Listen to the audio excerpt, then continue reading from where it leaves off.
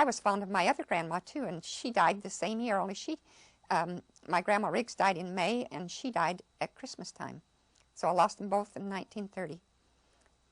Grandma Snow had worked in the temple all those years. As I mentioned, they had gone to Manti to work in the temple, and they continued.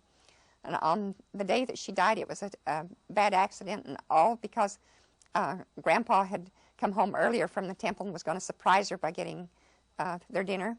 And they had a trap door that went down to their cellar, and he had it open. He'd gone down to get some fruit and other things to fix for supper, and she came in, and it was in the late afternoon, and it wasn't very bright, no light on, and she didn't know the trap door was open and fell down the cellar and injured herself so badly that she died the next day.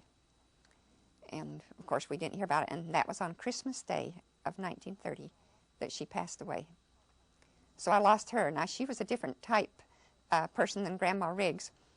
She was also very direct and straightforward, but she was a very happy Danish lady, and she was always fixing goodies like the Danish do, all the pastries and the other things. She always had something delicious to feed us, and we were always willing customers.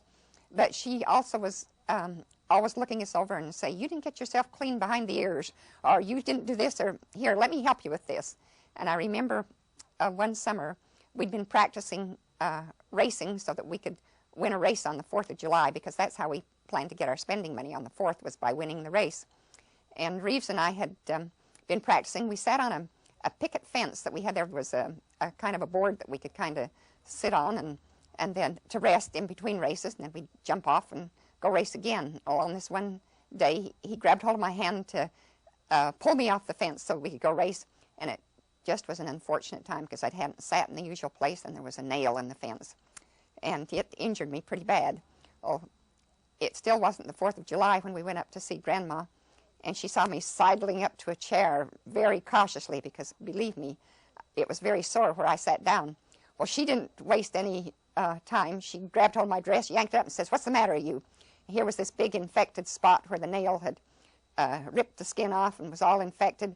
And she said, "Good heavens, Reen." They called me Reenie, but this time she just said Reen. And she said, "Good heavens, Reen, you've got an infection here that could get blood poisoning."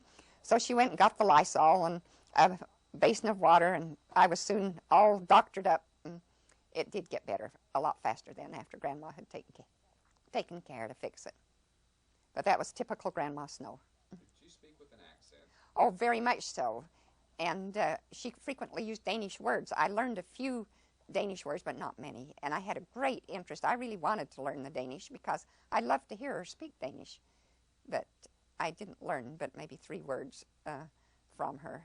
And I mortified my father one year when it was Christmas time and I went to get the mail. We always had to go to the post office to get it, and they would give you the mail through the window. This day it was toward Christmas time, and so the mail took a long time to put up. So as we stood there, I was right at the head of the line so that when they raised the window, I would be first to get the mail, but it was just taking forever. And he got to wondering what had happened to me, and he came down just in time to hear me speaking, quote, Danish for the people who were waiting there. Of course, there wasn't a word of it that was Danish, but he was mortified to hear what I was doing. What did you say? Haven't a clue. But I didn't have any trouble making up the words, and they had a Danish accent, but they were not Danish.